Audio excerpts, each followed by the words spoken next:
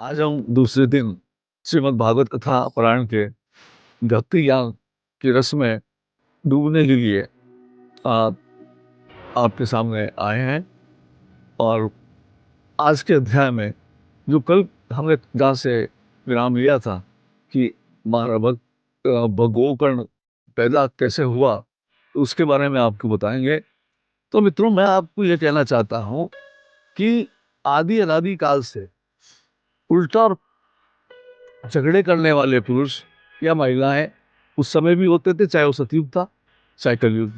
तो जब ऐसा हुआ कि एक राजा, एक ब्राह्मण के जब संतान नहीं थी और उन्होंने भगवान से प्रार्थना करी, देवताओं से प्रार्थना करी, तो ऋषियों ने उस पर खुश होकर के उसे पुत्र होने का वरदान दिया और उसे कुछ उसकी पत्नी को खिलाने के लिए कुछ वस्तु दी।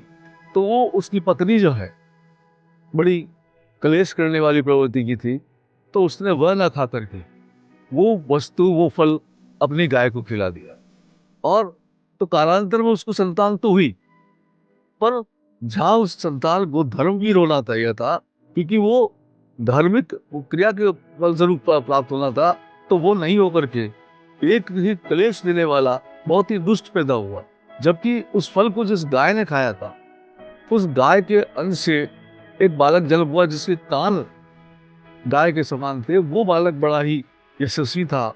और इसके पश्चात उस बालक ने, जो बालक हुआ उस धुंधकारी, उस बालक ने अब मृत्युवश अपने माता पिता को असहनीय कष्ट दिए और असहनीय कष्ट देने के पश्चात वो बालक जो है, धुंधकारी जो है, असुर योनि को प्राप्त हुआ। और असुर योनि के पश्चात उसे बड़ी भारी असुर योनि प्राप्त हुई। तो भगवान श्री ने उस ऐसे कष्ट देने वाले प्रेत को अपने कर्मों द्वारा किस तरीके से उसकी निवृत्ति होती है, इसका उद्धार का रास्ता बताया। बने रहिए हमारे कल के एपिसोड के लिए। तब तक के लिए हम आज इस कथा को विराम देते हैं। धन्यवाद। जय श्री कृष्ण। श्री राधे राधे।